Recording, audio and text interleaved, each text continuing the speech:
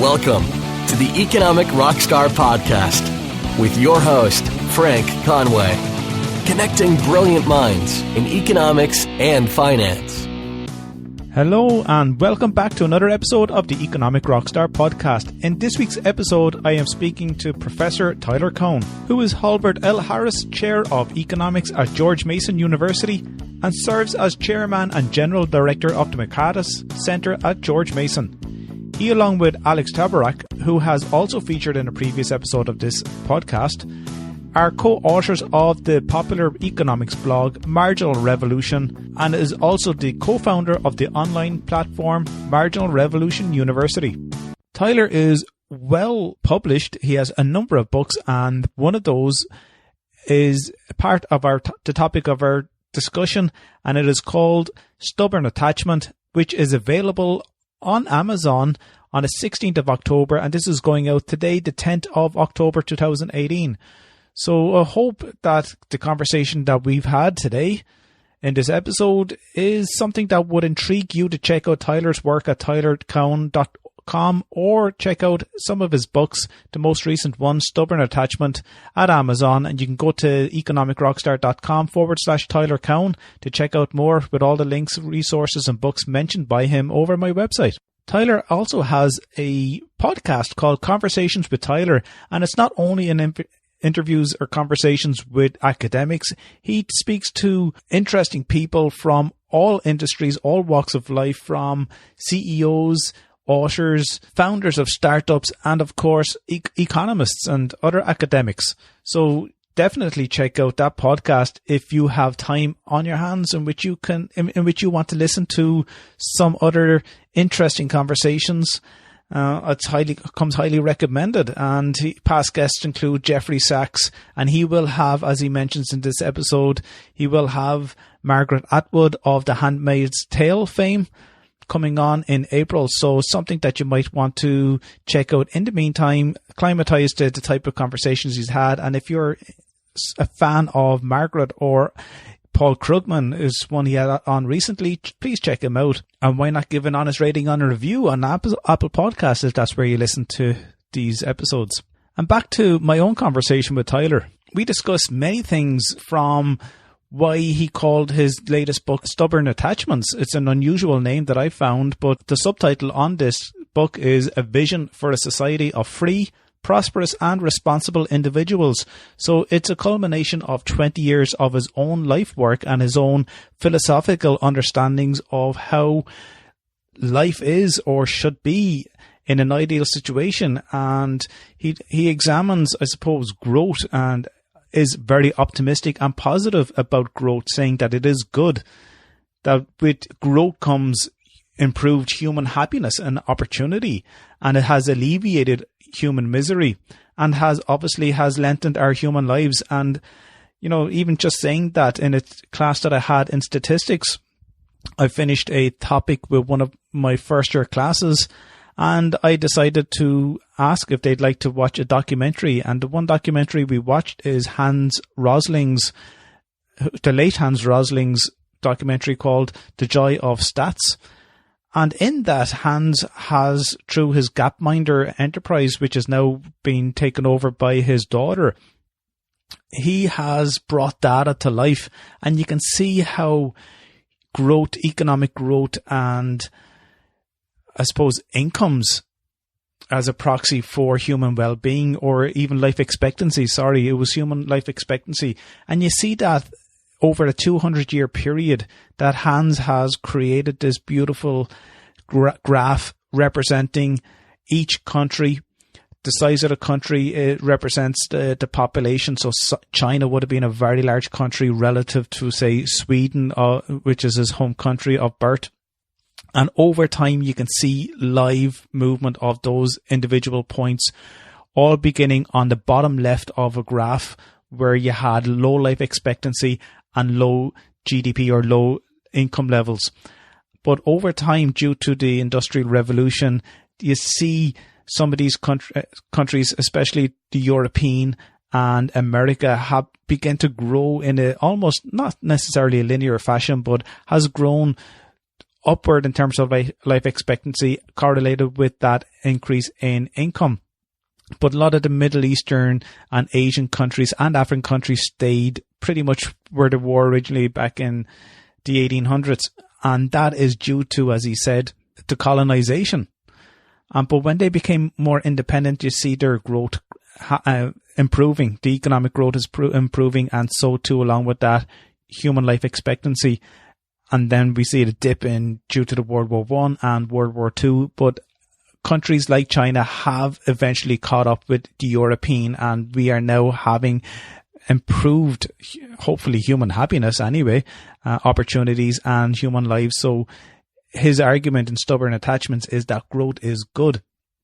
And it is positive for all societies, individuals, regarding the welfare and of those around us, not even ourselves, even though it is good to have some degree of fulfillment, personal fulfillment and greater fulfillment, but also greater autonomy and the medicines, the living standards, everything improving all around us. So this is his vision for society of free, prosperous and responsible individuals that has that knock-on effect that could improve those individuals around us.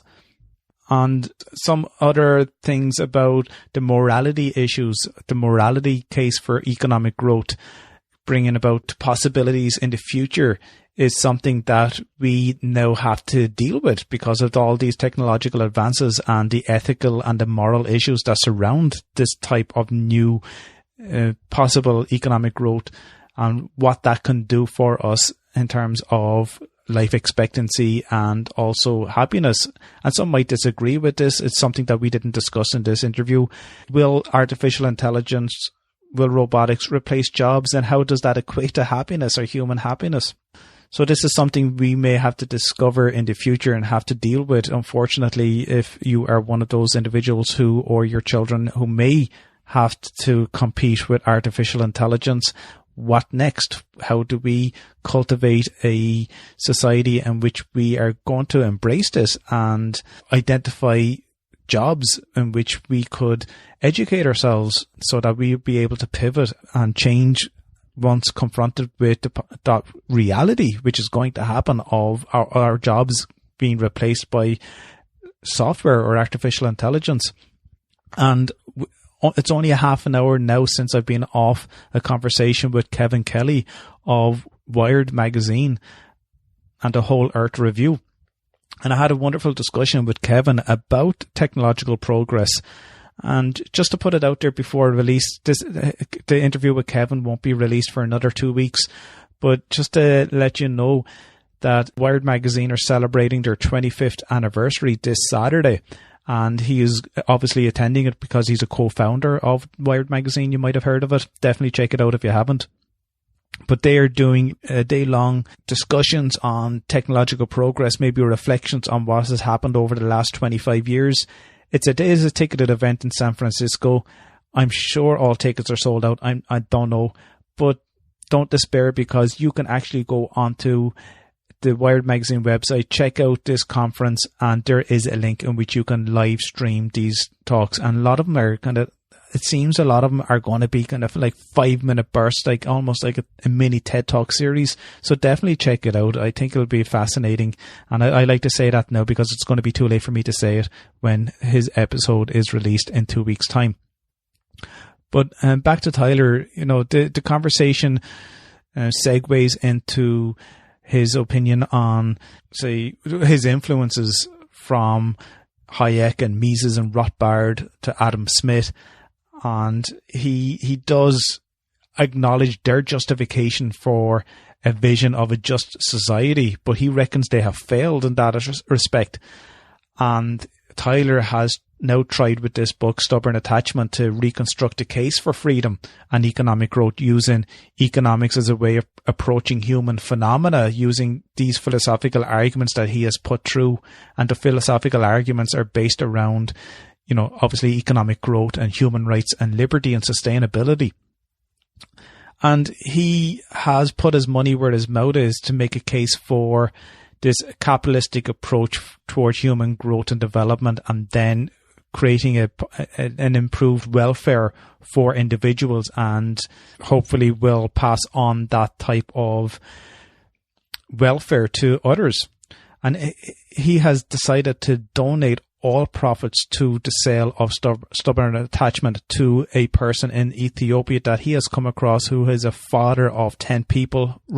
He would rather this person remain anonymous, but he is hoping that it will improve the life of that person, who will improve their welfare and happiness, and also then have the knock-on effect of making the welfare and happiness of his wife and his children, and they can pass that on. So it's something that he is projecting his philosophical thinking onto this book, and using the profits as a good, sustainable means of embracing this philosophical thinking. And then the questions about altruism has been brought up in this episode. We as a society, are we less or are we more altruistic? It's been perhaps lost in the abstract modeling that we have now been faced with, and understand economics as economics is today, compared to the economics of Adam Smith, who is as we know, a philosopher. And are we misinterpreting? Are we lacking the altruistic nature of humans? Do we have it in abundance? Do we, given that we are now more socially connected online, do we have it in abundance and are able to display this altruism? Or is it too fickle? And are we withholding this altruism so that we will only share it if we receive it? So these are some things that are questioned in this episode. And Tyler brings us to places whereby he looks at time as a moral illusion, identifies a couple of books that are quite influential and that he recommends, such as Plato's Dialogues, or the works of James Joyce and Adam Smith and Homer's Odyssey. And this is somewhat a collective representation of his upbringing as a young teenager, who have been exposed to these types of works and decided to research them and study them and use them for his own outlook and interpretation of how society is or should be. And through this philosophical thinking, Tyler is very appreciative of the arts and creativity, and feels that we can be fulfilled if you embrace this type of art. And he is a patron of the arts, as we outlined at the beginning of this interview, where he buys a lot of artwork from Latin America. So I hope you get to enjoy this episode. A fun fact that I actually discovered was that my previous guest, Arjo Clammer, had turned down an opportunity to tenure at George Mason University, and it was only from him turning that down and moving to the Netherlands that the position was offered to Tyler. And it's just such a coincidence that they happen to follow from one after the other. So if you like to check out the previous episode with Arjo, check out episode 160. But in the meantime, I hope you get to enjoy this episode. I hope you embrace the thinking and the philosophical approach that Tyler has himself embraced over the last 20 years and communicated through his book Stubborn Attachment. And make sure if you want to pass on that appreciation, check out Apple Podcast if you're listening there, and give an honest rating and a review.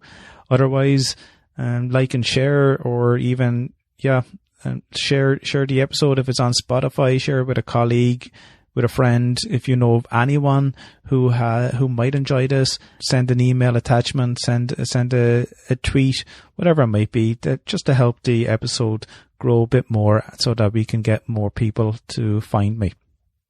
And if you'd like to be a patron of the podcast, check out patreon.com/economic rockstar, where you can actually support the podcast for as little as $1 a month. So enjoy this episode. Really appreciate you listening. Next week I'll have Jennifer Burns, who will talk about Ayn Rand, and the week after Kevin Kelly, co-founder of the Wired magazine and futurist. So enjoy, and thanks again. We should try to learn the most from the people who really offend us, because they're the ones we're probably most resistant to. So if there's a smart person in the public sphere and you find he or she offends you a lot, you should then become more attracted to that person like a magnet. and ask at the margin, what can I learn from them? Hello, Tyler. How are you? I'm fine. Oh, thanks very much for taking time out and spending a bit of time with me. I really appreciate it. My pleasure. You're calling from Ireland? I am. It's 7 p.m. I'm in Waterford.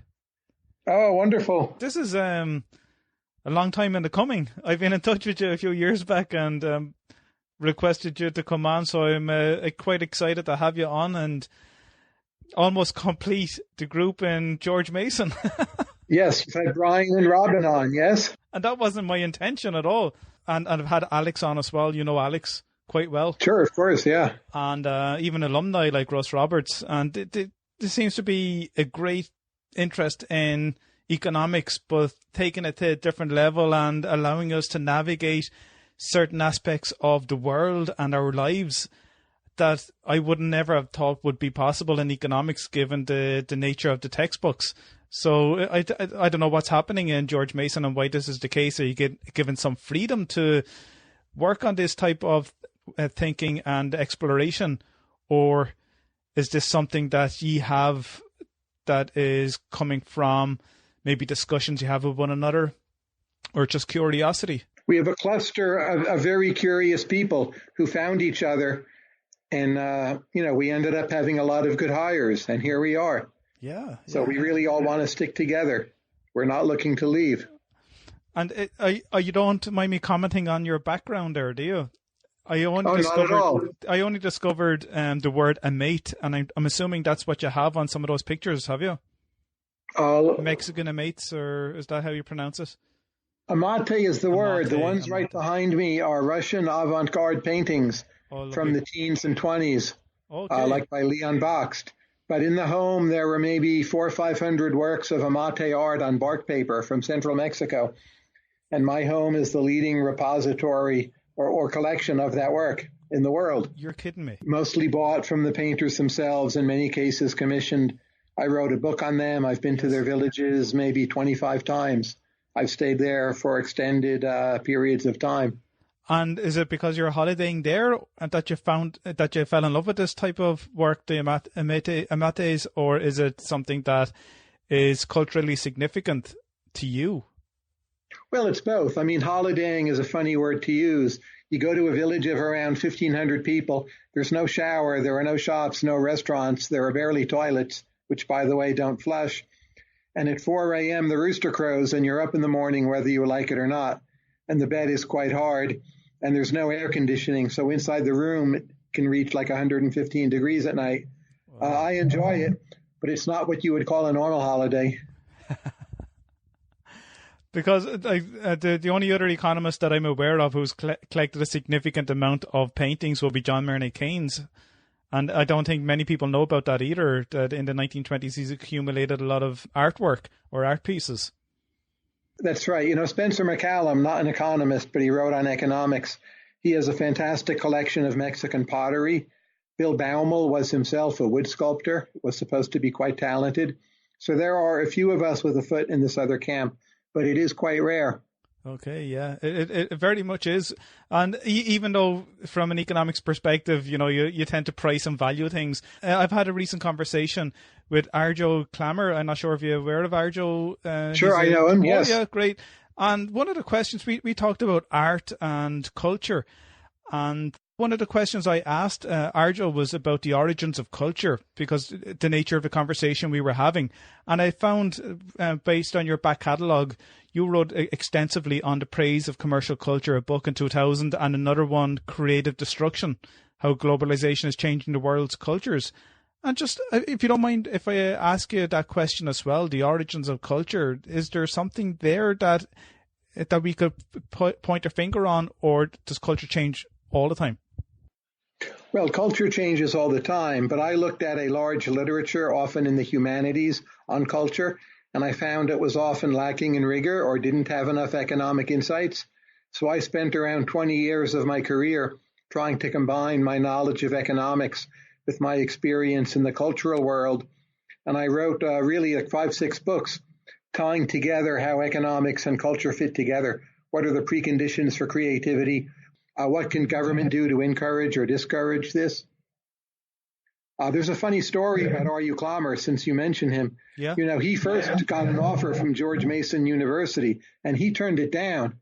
And then they offered the slot to me. So I'm very, very grateful to R.U. Clymer for turning down that job. No way. That is amazing to hear. He ended up in the Netherlands. I believe he's very happy there, and I'm very happy at George Mason. He seems very happy. Yes. He's doing great and now work. He's very involved in local government. He's like a provincial councillor or something. Yeah, something like that. And he said he, by accident, he found his way into art and culture because he was asked to do something on that type of work in his university, and he ended up just loving it. The connections there with the artists and how we could arrange the values and around the art pieces, and it's not more about pricing the way economists might assume it to be.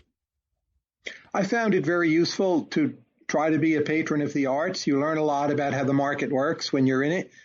You also learn how things are from the point of view of a patron. So academic life is to some extent dependent on patrons, and the best way to understand the dilemmas of being a patron is to try to be one yourself. So I view that work I've done in the Mexican arts as absolutely one of my most formative experiences. Your latest book, you've delved into numerous parts of the discipline in economics, even regarding politics as well. But your latest book that you have released, and it's now available on Amazon, is called Stubborn Attachments. And if you don't mind me segueing into that aspect of the conversation quite early, I think, even though we talked about culture, but in this book, it's the subtext is a vision for a society of free, prosperous, and responsible individuals. And I'd love to know the pretext to all of this, and the reason why you decided to call it Stubborn Attachments. This is a book I've been working on for 20 years. You can think of it as an account of my stubborn attachments, which are to the ideas of economic growth and liberty and human rights and also sustainability. So if you go back and you look at what, say, Hayek, Mises, Rothbard, John Rawls, Robert Nozick wrote, John Stuart Mill, they're all trying to justify their vision of a free society. And in my opinion, actually, all of those attempts failed. So I'm trying to reconstruct the case for freedom and economic growth, and also economics as a way of approaching human phenomena using philosophical argument. So in a way, it's my most personal book. It's my most direct book. It's the kind of final bottom line analysis. Here's what Tyler really thinks. And for 20 years, I would spend maybe a month a year working on the book, maybe 2 months a year, always returning to it, trying to improve it, changing my mind on things. And this is the final result of that. The title Stubborn Attachments, is that like people have a preconceived idea of how the economy works in terms of the approach to the growth or, the future that we have ahead of us? If they have that preconception and they're stuck to one type of thinking, philosophical thinking, should we be breaking away from that? Or are you saying that we should break down the barriers of all of those people who have come before us and embrace what is expected of us as a society in terms of welfare and that, and anything that's anything that comes our way, we should move away from our initial preconceived ideas and embrace the new thinking? I'm saying people should have a stubborn attachment to at least two particular ideas. One is economic growth, which compounded over time will outweigh all other considerations in a utilitarian calculus. And the other is the idea that there are absolute human rights. To those two things, we should be stubbornly attached. That's what the title of the book is indicating. And other values in your calculus, they're going to be less important than those two. That's what much of the book tries to argue. And that's really the underlying feature of human society, is being free person. And we see a lot of injustice, I suppose, regarding people's welfare around us today, and their restrictions to growth could be affecting long-term growth for the whole economy, not only for the individual. That's right. And you can think of human rights as a kind of negative freedom, like freedom from violent coercion from others. But then economic growth is positive freedom, more money to spend, more trips you can take, more things from culture you can explore, greater ability, to help out your children or choose the profession you want. So it's these two sides of freedom, positive and negative freedom. I'm trying to show they can be brought together in one consistent picture. And what were the main questions that you have asked yourself at the beginning? You know, you said you took this as the 20 years in the making, and things have changed a lot over those 20 years that you have observed. And some of the questions that you might have asked earlier on, are they still valid questions? I know 20 years is only a small, the equivalent of a droplet in the ocean, given our existence and on our today and into the future. But the underlying questions, have they changed much? Have you identified positive and negative changes to growth over that time period? I think a lot has changed over the 20 years. We've seen much more evidence that sustained growth is possible for the world as a whole. My own country, the United States, in some ways actually has disappointed me. But the notion that growth can elevate humanity as a whole, if you look at, say, China, India, they've done so well over the last 20 years. It's made me think the message of the book is more relevant rather than less. But again, I would gladly admit my own country is a kind of slacker in this regard. We haven't grown that much. We've done some very stupid things. We appear to be growing more complacent. We need to pick up the pace, we Americans. Does it come to a point where it plateaus? Because the American economy would have grown quite significantly, and China and India are at a lower base, so they're going to experience that exponential growth initially, and eventually, perhaps due to technological progress slowing down or catching up to that technological progress, that their economy actually, the rate of growth actually slows down to the level of, say, the American economy. So is that an acceptable argument? Or do you think there's more to it, that the American economy should grow? Or are you talking about welfare growth, not only economic growth? Well, it's very likely, as you say, these other countries will slow down. But part of what economic growth does is move them from a position of extreme poverty to having lives as good as those in Western Europe or the United States. And that's a major, major achievement in terms of many kinds of human freedom. I think it's also true once you have China and India being wealthier, and you're seeing this already, they will innovate more so the whole world can grow at a higher rate, because we'll be getting new things from China, India, other countries, basically for free. Just to say the United Kingdom or Ireland, they get many innovations from Silicon Valley. They don't have to spend the R&D money themselves necessarily. There's a mutual benefit from having more countries on the innovation frontier, and that's what we're getting to. And this is like the opening of an economics textbook anyway. When you look at the production possibility frontier, it kind of triggers my thoughts when you mentioned about the openness to you didn't mention the openness to trade, but you mentioned about innovation and how we can get this free innovation when other economies grow. So having that argument that we should encourage, not necessarily encourage it, but be welcome of it, rather than, say, the current policies of the US, if you don't mind me saying, about placing tariffs and restrictions on goods and perhaps stinting economic growth and innovation in those countries or even in your own. Because if something is created in one country, we'd like to take that innovation and enhance it or integrate it into some of our products that will give us a better value in terms of welfare and financial value too. I think the rise of China will prove to be a benefit for most of the world. I think in general our philosophies should be cosmopolitan. I do think you need to organize the world by nations, like world government is not practical. But for any individual, you should treat the people from other countries as just as human, just as valuable, just as meaningful as, say, your fellow citizens. And I worry the presidency of Donald Trump is pushing us in a direction further away from that.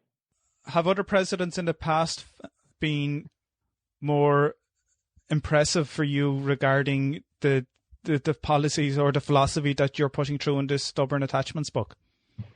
Well, I think in the 1990s, when you had a mix of Bill Clinton being president and Republicans controlling the House of Representatives, that was a pretty good mix. We had NAFTA. Economic policy was pretty good. Growth rates were fairly high. That's the best things have been in recent memory, in my opinion. And regarding this text, you said it was your philosophy. And many people forget about the economics discipline as its foundation is rooted in philosophical thinking, going back to, say, Adam Smith and John Hume, and even maybe adopting some of the other philosophers like Locke. if this is, and I looked at the book, and there's a couple of equations, but you left the equations in at the appendix, and there's not one mathematical equation within the actual text itself, which can be very much appreciated by people who were to read this book. But this philosophy is embracing the philosophical thinking of, I suppose, the classics. That's right. Philosophy and economics should be more united again, in my view. It's how they started out. Economists should think more broadly and more deeply about their role in society and their role in economic policy. And I did try to make this a book that people actually could read. It's also fairly short and to the point. Yeah. And I think these days when you write a book, there are more points behind what you're arguing, but you can put them in journal articles, which I cite in the book. You can put them in blog posts, other places. And I've tried to do that. The book is a kind of first cut. And then some of the details are available in other places, cited in the book itself.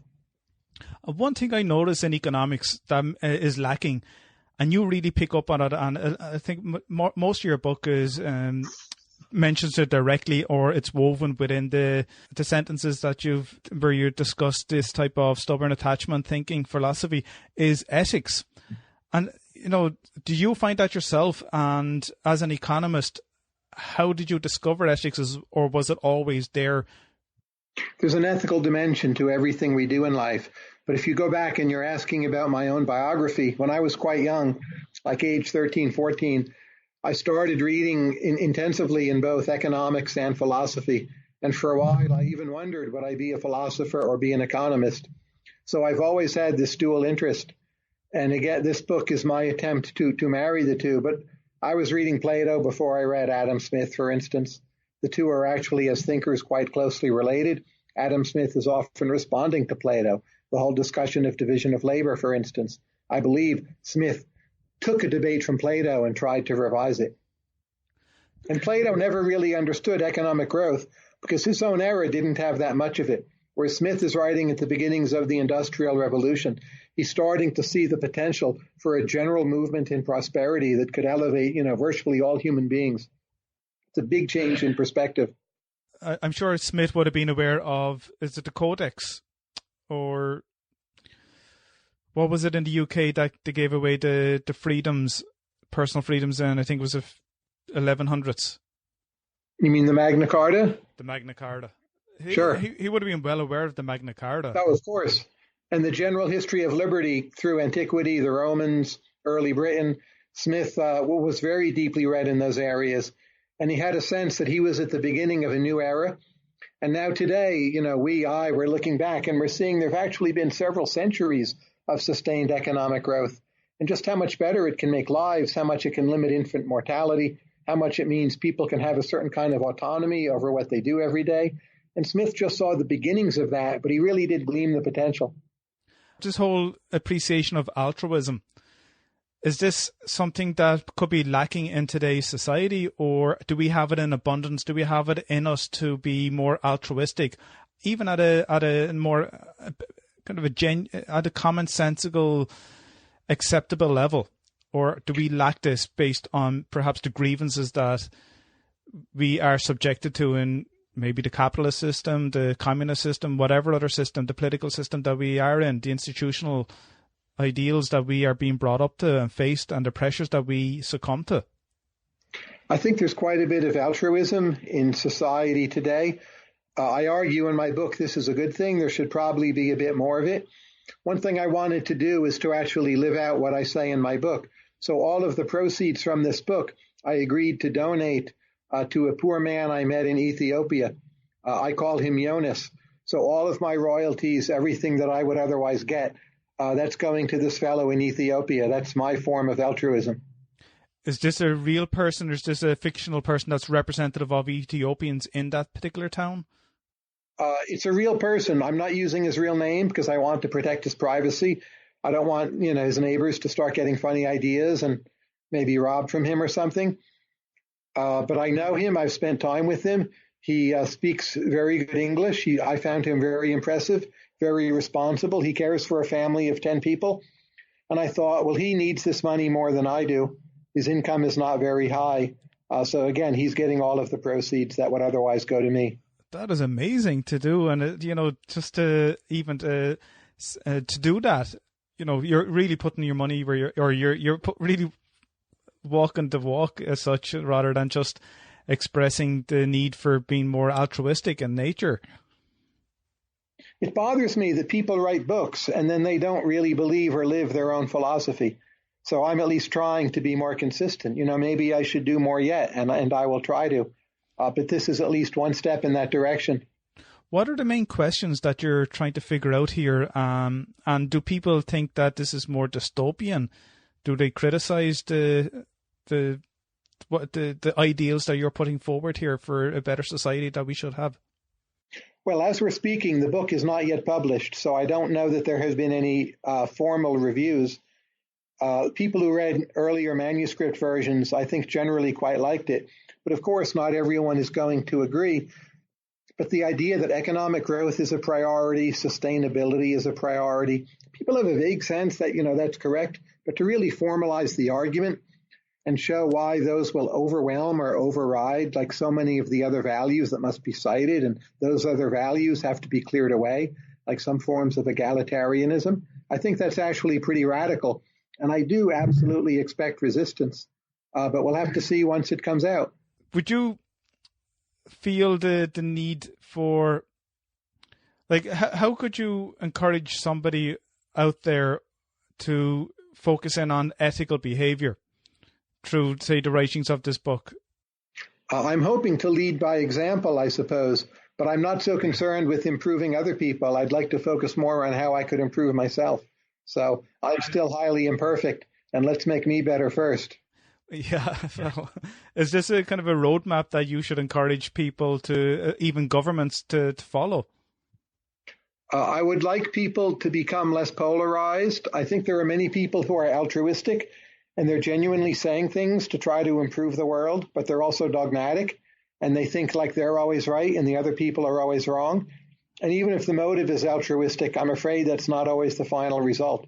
So another theme in my book is to encourage people, yes, do what you believe in, but you should be more epistemically modest. Like, you really might be wrong. When you say people, you might be wrong, would this be like the mathematical type 1, type 2 errors? Yes. Okay. So people act and they think like, oh, I'm right with 99%. But, in most cases, if a lot of smart people disagree with you, maybe you're right with 53%, 53 to 47 and not 99 to 1. I think people would be a lot nicer to each other, more tolerant, less polarized. Maybe they'll keep their views. But if you think it's 53 to 47 rather than 99 to 1, and the other people, they're being bribed, they're stupid, whatever, if that's your mindset, it's going to be very hard for us to move forward together. Have you explored ways in which a person can actually try and avoid these type of errors? Or is this just something that you have to try and be aware of yourself? And if you're lucky to be a person who is willing to accept another person's argument that you could be wrong, and weighing up in a, I don't know if you want to say it, in a rational manner, that this is, that you're willing to accept an error that you might have initially thought was true? Or have you found ways in which somebody could hack that kind of mentality or that type of thinking? I think people just having either mentors or close friends who are more reasonable is most likely to succeed. Being lectured by people on the other side that you ought to be better or more tolerant, it's probably counterproductive, actually. So again, my own role, I try, more to lead by example rather than to sort of pinpoint the people who are wrong and harshly criticize them. Like in one of your chapters, it's called Overcoming Disagreement. Is this something that you explore, or is this more an ethical approach? Well, I think it's both. So one way I work to try to overcome disagreement is just to take the opinions of the people I disagree with and try to write out or maybe talk out what I think are the most convincing versions of those arguments. It's sometimes called steel manning rather than straw manning. So more people should try to do this. Try to state the arguments of the other side rather than just improving your own. And again, you may not be converted, but if you do that honestly, typically you'll see, well, there's something to what these other people believe. Mm-hmm. And sometimes, in fact, you'll be converted. Yeah, because there are heuristics out there where you are naturally biased, and it could be due to It could be down to religious dogma. It could be down to your environment, your own personal experiences that have molded your perception or your type of thinking. And I honestly do agree with you that it's always good to look at another person's side, and rather than, and I'd never be a type of person that would fly off the handle or come to a conclusion or be very much conclusive. I'd always pause and reflect and think from that other person. I like to think so. I'd like to think I do that. And it's very difficult to do, especially if someone is quite forthright in their arguments, or even their thoughts. But then you have studies whereby people would, or even companies would, come out with certain findings. These aren't peer reviewed, or they're not done independently, and they could be, the conclusion could be totally remiss of what was actually for example, they may know that the desired outcome is what they're going to achieve here.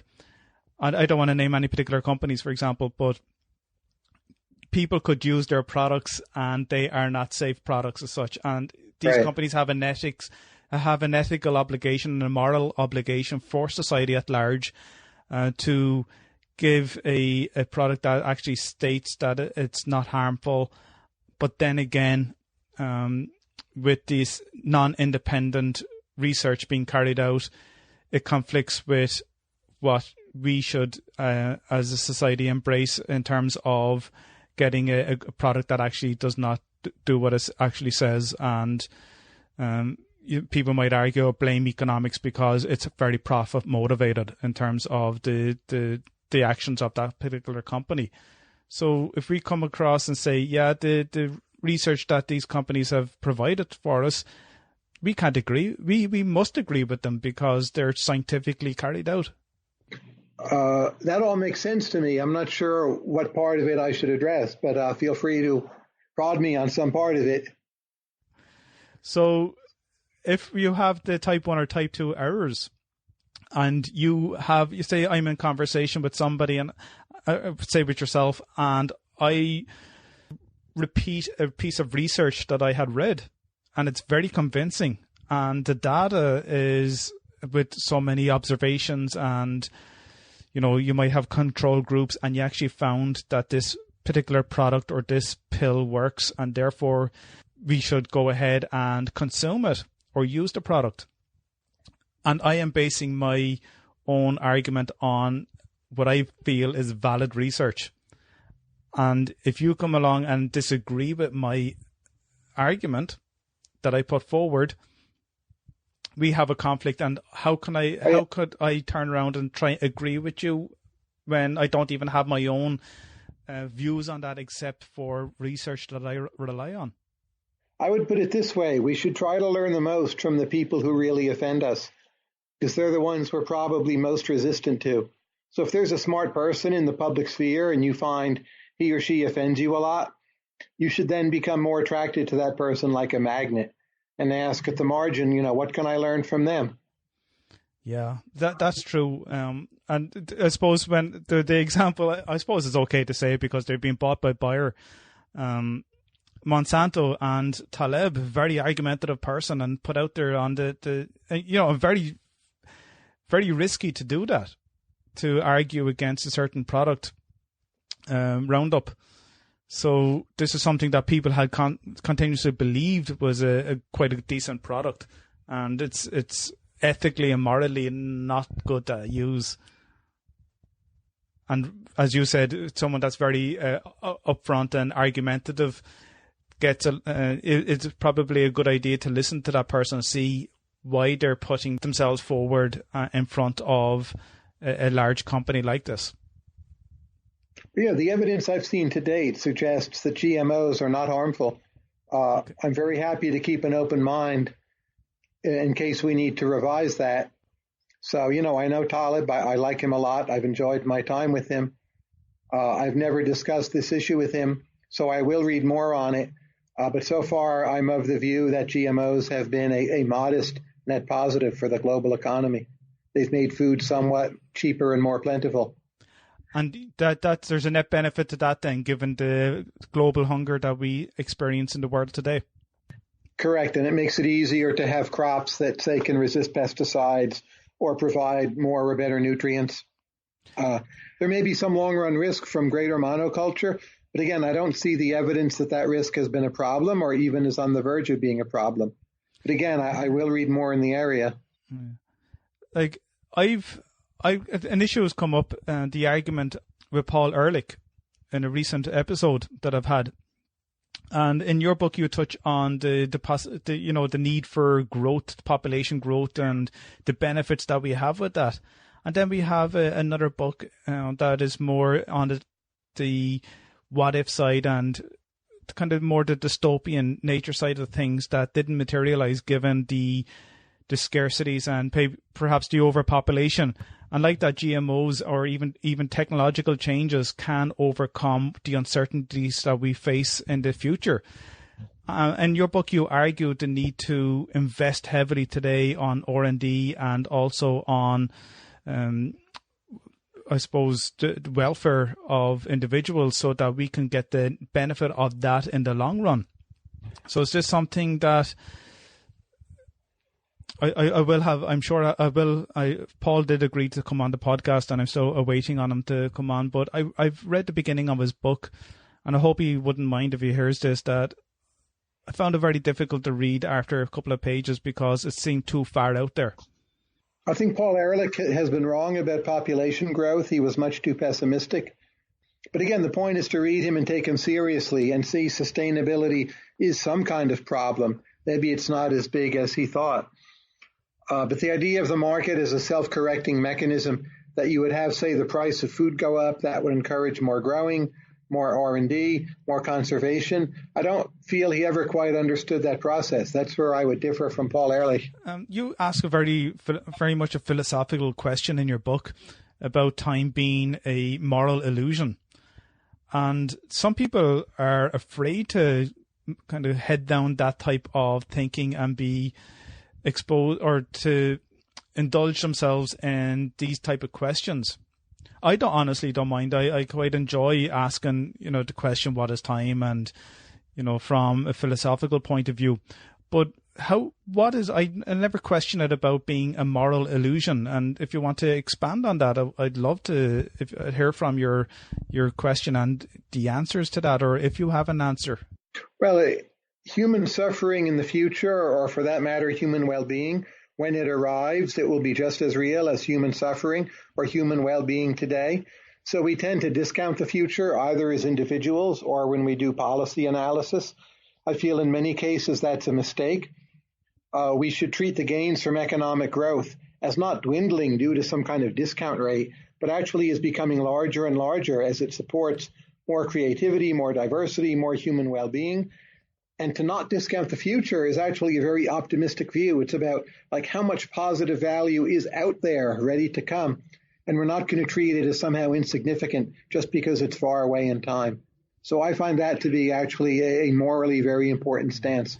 Any other type of economic piece of writing that I've come across that is not like that, but it has that type of heading about money illusion. And I think it's about discounting money to the present state. And I've never seen it from an economic perspective about discounting time to the present state and the expectation that we have.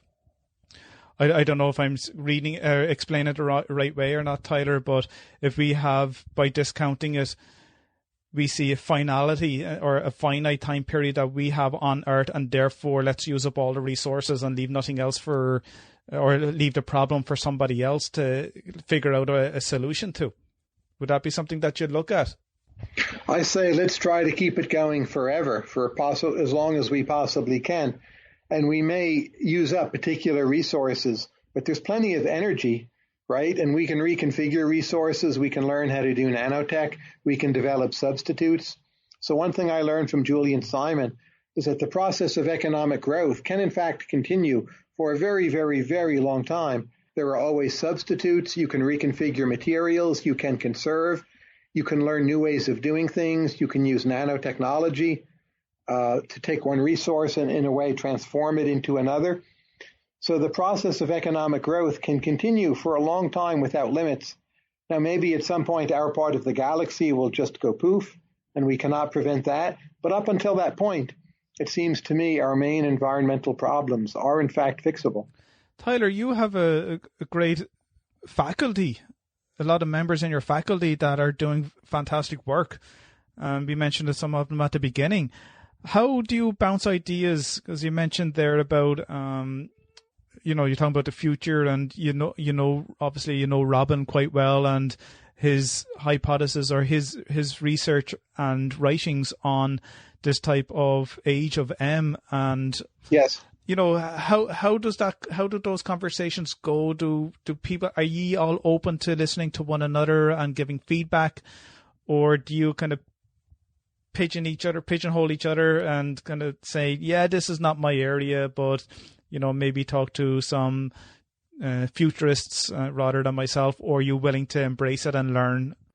We all give feedback and we all try to learn from each other. We have lunch together almost every day. I'm not saying everyone is there every day, but there's some group having lunch together just about every weekday.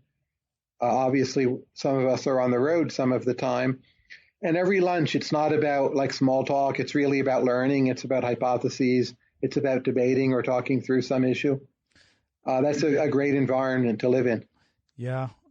You mentioned also Julian Simon. You obviously personally met him in the past. Yes, some time ago. Of course, he passed away now a while ago, but he visited George Mason several times. I took some long walks with him.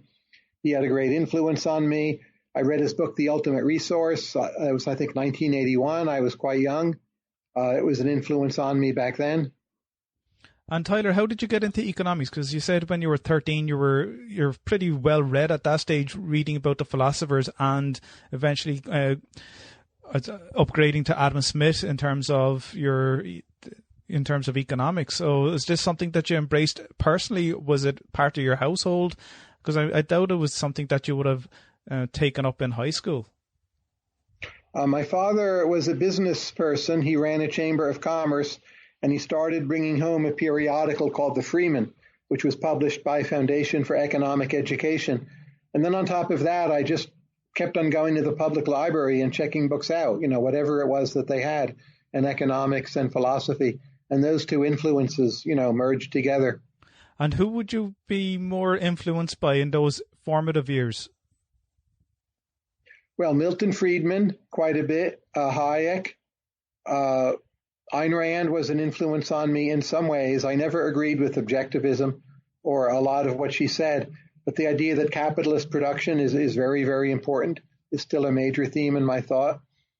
But, Adam Smith, and the more I read, just like everyone, right? Everyone should be an influence on you. And this is quite a young age to be embracing these types of books, because it can be very difficult for somebody to try and understand the concepts or even the philosophical thinking of these type of works. You found that quite easy and relevant? It was more fun than high school, but keep in mind, I had an earlier career as a chess prodigy, starting at the age of 10. Okay. So actually, when I ran across economics, it seemed to be much easier than chess. So it was like, oh, here's something I was very good at chess, but there were people better than me. I thought, this is like easier stuff. So you were a chess prodigy. And economics to me seemed easier than philosophy. So much of philosophy is insoluble. Economics, there's often a right answer, at least in part. Do you think your chess background helped you with the strategies that you have? Did that help you to be quite disciplined as an academic? Oh, absolutely. Because when I was age 11, 12, I was working every day to be better at chess. And furthermore, you get feedback. So when you lose, you can't really blame it on anyone else. You can't just whine. You've got to take that lesson to heart and see what you can learn from it. Realize you're wrong a lot of the time in your preferred moves. That's like the best training you can have, I think. Because I don't know if it's highly correlated with entrepreneurship or academic work and this type of, I don't know if there's any anecdotal evidence, but I've heard that those who were quite good at chess can apply that to their own personal lives. And given, I don't know if it's correlated, but if you were quite strategic with chess and have that patience and you know what the possible end game or certain moves, thinking a couple of moves ahead, the possibilities of those outcomes, has that prepared you well for the books that you've written, the deadlines that you've met, how to achieve or how to be patient and sit there and work through it? Oh, it's been the very best training. Ken Rogoff was also a chess player when he was much younger, and he's become a very well-known economist. Patrick Wolf was a grandmaster. He's had a lot of success in the hedge fund world. I don't know if it's the best training for everyone, but for some people it really clicks. And again, it's this idea of feedback, and you realize, you're not right all the time. That's like the core lesson of chess. That's true. And Tyler, you have your own podcast too. It's called Conversations with Tyler. And how's that? And I just interviewed Paul Krugman. That transcript and audio will be up quite soon. Oh, wow. I hope people enjoy it. I can't wait to listen to that. In his columns, he's very polemic, but in this dialogue, he sounded much more like an academic economist. And how does that go for you, Tyler? Do you enjoy it? Well, I do a lot of preparation for every interview. I try to read or reread so much of what the person has done and to come very well prepared. It takes up more of my time maybe than any single other thing at the moment. And is that a positive thing, or, do you have other plans, or are you enjoying these conversations you're having with the academics? I do one every 2 weeks. They're not all academics. There's one between Patrick Collison and myself, since you're in Ireland. Yeah. He's well known in Ireland. Yeah. And Margaret Atwood is coming in April, Daniel Kahneman in November, Nobel laureate. I'm looking forward to that one. And it's always a new challenge to me to try to kind of bring out the best in each person and show like they're even smarter than you all used to think. I'll actually go back. I didn't realize you interviewed Margaret Atwood. She's the author of... No, she's forthcoming. I'm doing her in April. I haven't done it yet. Okay, and have you read her? You obviously read her book, have you, or seen some of her the programs based on it? I've read her most famous books, but she has many books I haven't read yet. Of course, I will do that. Yeah. And I'm doing them bit by bit between now and April. But that's a lot of work, right? Yeah, that's a lot of work. She even has a new course out on, I think it's on creative courses on how to do writing. So. Oh, I didn't know about this. I'll check it out. Thank you. Yeah, and Patrick Collison, then one of the half of the Collison twins who have founded Stripe. They're not twins, though. They're brothers, but there's about 1 or 2 years in between the two. Yeah, they made a fantastic move to finish up with their final exams here in Ireland, and even though they were given scholarships to attend the best universities, they decided, no, we're going to San Francisco and we're going to set up Stripe. And they lived on the mattresses on their apartment floor and just worked non-stop. They're very, very smart. Absolutely. And Tyler, I'd love to ask you a number of quick-fire questions, if that's okay with you. Please.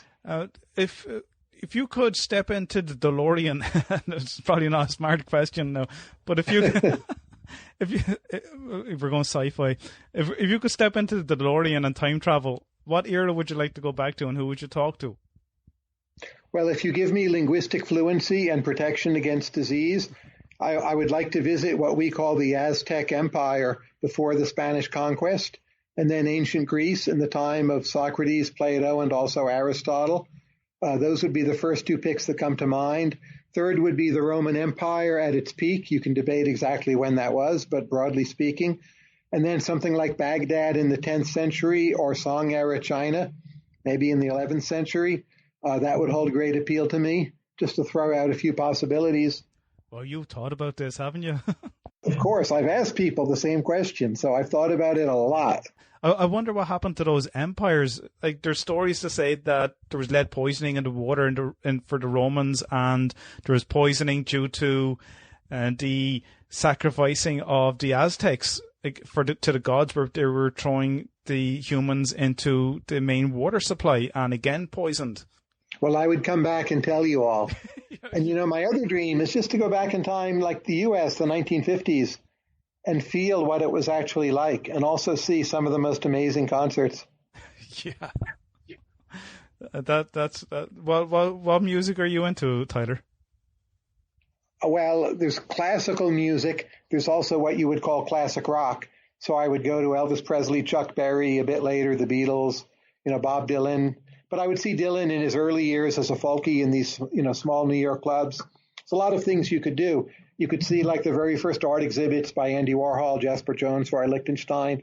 Like I know the names and dates well enough. I could really pinpoint a lot of pretty amazing events in a way I couldn't say for ancient Rome. But you put me back in the 50s, like I will always know where to be when it's going to be most interesting. And that would be phenomenal too. Yeah, it would actually. Even when you mentioned about Andy Warhol, it just goes to show how fickle a piece of artwork is with the recent auction of Banksy's Girl with the Balloon. Yeah, it exploded and now it's worth more money. To me, it's a kind of fraud. I mean, I think people should be free to do what they want, but I'll spend my money on Mexican art from Central Mexico. Yeah. I'd like to ask you maybe 2 more questions, if that's okay, Tyler. Sure. Yeah. If you have any writing tips or even research tips to share with any of the listeners, what top 1 or 2 would you like to part with? Again, I don't know that this is good advice for everyone, but if you can possibly manage it, write every day, every single day, Christmas Day, the day you're sick, your birthday, just make it a routine, always write. Even if it's a small amount, I assure you, if you write every day, it will pile up and you'll get things done. That's my main advice. I don't see the harm in it. And we mentioned a couple of books during this conversation. What one book would you like for people to reach out and perhaps read? I know you might have it's a difficult question and you might have a lot of books, but if there was 1 or 2 there that you would recommend based on your line of work or for any particular interest in the discipline or beyond, it'd be great. Well, I think everyone should read Plato's Dialogues. I think everyone should read Adam Smith. There's some of the works I started with and in fact still reread. Very new books, the ones I like, I always report on my blog, Marginal Revolution. So you can get my up-to-date tips there. But it's important to have a wonderful grounding in the classics from Ireland, Gulliver's Travels, James Joyce's Ulysses. They're both all-time favorites for me. I would recommend those as well. Homer's The Odyssey. Yeah, they're fantastic books to read. And to be honest, I'd be almost ashamed to say I haven't read all of those either. Some of them I have, but I even had Homer's Odyssey in my hand last week, and just because it was so voluminous, I decided to leave it because I've built up a collection of books to read that I haven't got around to reading at all, and that's my problem, I think. It's completely gripping, so it looks foreboding, but once you're into it, you won't want to put it down. It's not archaic at all. You mentioned a couple of ways that people could find you. One was on Marginal Revolution. Would you like to let us know how they could get in touch with you, Tyler? They can just Google Tyler Cowen email and email me. Twitter is @TylerCowen. That's Cowen EN, like your former prime minister. I am Irish American, I might add. Okay. They can Google to Conversations with Tyler from my podcast. All of those. And do you mind me touching on your ancestry, Tyler? I don't know that much about it. My father looked very Irish. Cowen's an Irish name. My mother was about half Irish. So that makes me at least like 2/3 Irish American. I think I'm like 1/8 Portuguese, 1/8 unknown. And I don't think I look Irish. Brazil is the one country when I'm there, people stop me and they think I'm a citizen, which of course I'm not. Wow. When I go to Ireland, it feels pretty foreign to me, in fact. I don't feel like, I'm coming home to something known and familiar. I didn't really grow up with Irish culture in the house at all. Okay.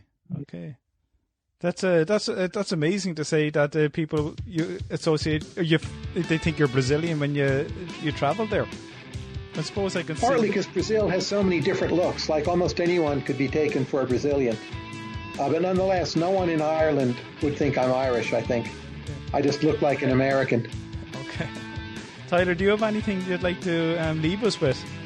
Well, I hope people check out what I'm doing, and I thank you all for listening. And if you do decide to purchase my new book, Stubborn Attachments, that money will go to a very worthy cause. And thank you for your time. Thank you very much. And if you want to check out all the books, links and resources mentioned by Tyler, check out economicrockstar.com/Tyler Cowen. Tyler, thank you so much for spending time with me. You are an economic rock star. I appreciate your time. My pleasure. Thank you. Take care. All the best. Okay. Enjoy your evening.